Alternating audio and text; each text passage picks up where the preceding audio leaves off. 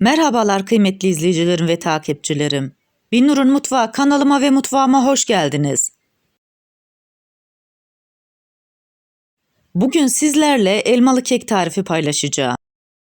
Bu kadar çok elmanın olduğu bir yerde elmalı kek yapmamak gibi bir şey olamaz. Yumuşacık dokusuyla çok lezzetli, tadı ve kokusu sizleri mest edecek elmalı kek tarifim var. Tarifime başlamadan önce kimin nereden izlediğini bana yorumlardan yazarsanız değerli takipçilerimin nereden izlediğini öğrenmiş olurum.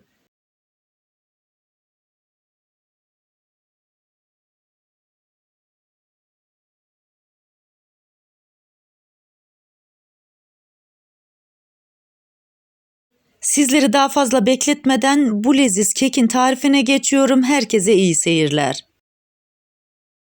Bahçeden elmalarımızı topladık. Bu tarifimde 4 adet elma kullanıyorum. Elmalarımı güzelce yıkadım ve kuruladım. İnce bir şekilde elmaların kabuklarını soyuyorum.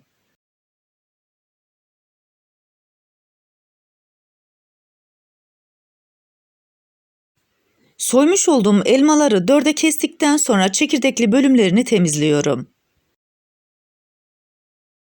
Tarifimi buraya kadar izleyip beğendiyseniz ve hala kanalıma abone değilseniz abone olup beğeni ve yorumlarınızla beni desteklerseniz çok sevinirim. Beğeni ve yorumlarınız benim için gerçekten çok kıymetli.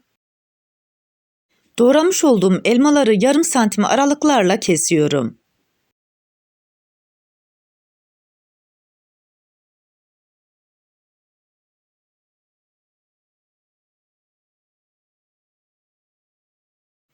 Keke başlamadan önce elmalarımızı tarçınlıyoruz.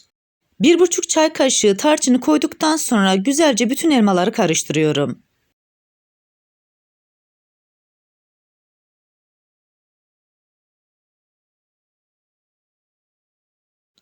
Tarçına bulanmış olan elmaları kenara alıyorum.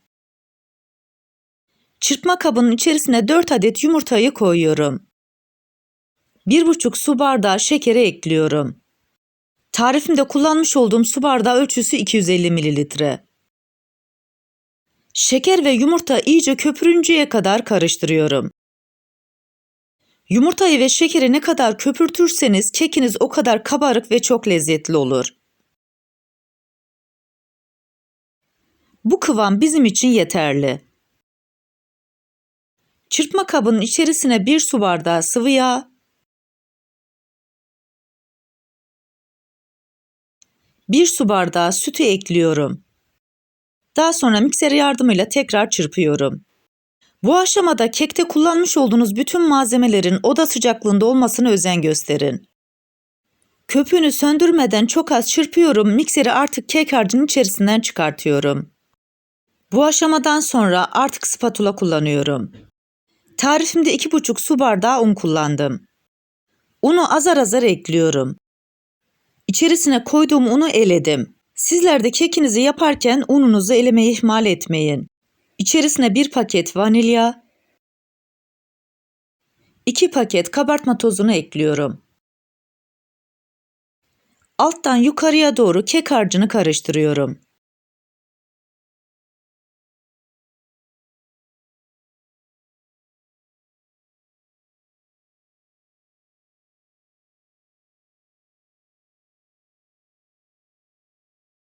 Kek harcımızın kıvamı oldukça güzel oldu. Dikdörtgen borcamı sıvı yağ ile yağladım. İsterseniz sizler bu aşamada tereyağı da kullanabilirsiniz. Kek harcını içerisine koyuyorum. Bu arada fırınımızı da 180 derece alt üst ayara açtık, kekimizi sıcak fırına koyacağız.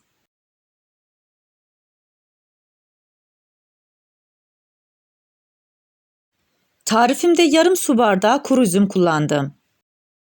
Kuru üzümleri kekin üzerine eşit olacak şekilde yayıyorum.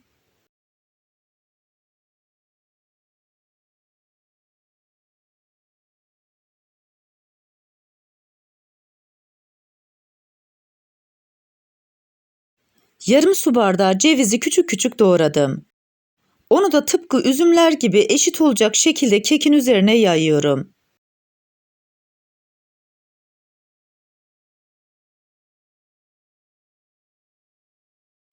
Hazırlamış olduğumuz elmaları uç kısımdan başlayarak üst üste gelecek şekilde diziyorum.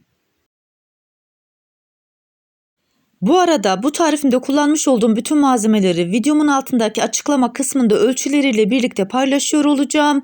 İsterseniz oradan da bakıp faydalanabilirsiniz. Bu tarifimi beğendiyseniz sosyal medya hesaplarınızdan arkadaşlarınızla paylaşarak bana destek olursanız çok sevinirim. Ayrıca kanalımda birbirinden güzel diğer tariflerim var. Onlara da göz atmayı sakın unutmayın. Hazırlamış olduğumuz kekimizi sıcak fırınımıza götürüyoruz. 35 dakika boyunca fırınımızı hiç açmadan kekimizi pişirdik. Kürdanla bir kontrol ediyoruz. Kürdanın üzerine eğer hamur bulaşmıyorsa kekinizin piştiği anlamına gelir. Pişmiş olan kekimizi dışarıya alıyoruz. Üzerine pudra şekeri serpiştireceğiz. O yüzden kekimizin iyice soğuması gerekiyor. İyice soğutmuş olduğumuz kekin üzerine pudra şekeri serpiştiriyoruz.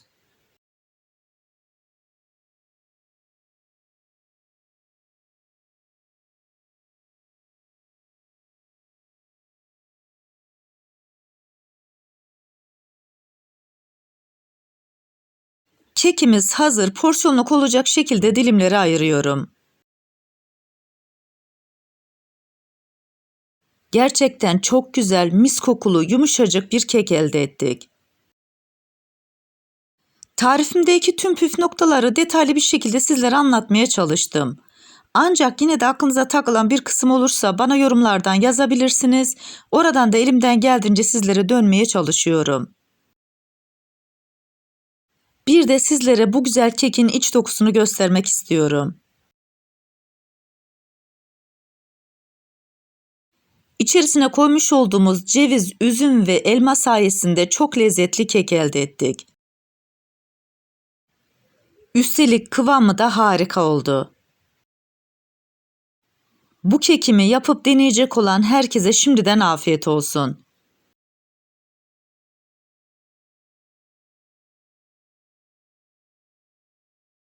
Siz videomun son halini seyrederken ben de sizlere veda etmiş olayım. Bir tarifimizin daha sonuna geldik. Videomu izlediğiniz için teşekkür ederim. Bana destek olmak için tarifimi beğendiyseniz beğenmeyi, abone değilseniz abone olmayı, yeni tariflerimi izlemek için bildirim zilini açmayı, tariflerimi sevdiklerinizle paylaşmayı unutmayın. Her şeyin gönlünüzce olması dileğiyle hoşça kalın, afiyetle kalın, Allah'a emanet olun.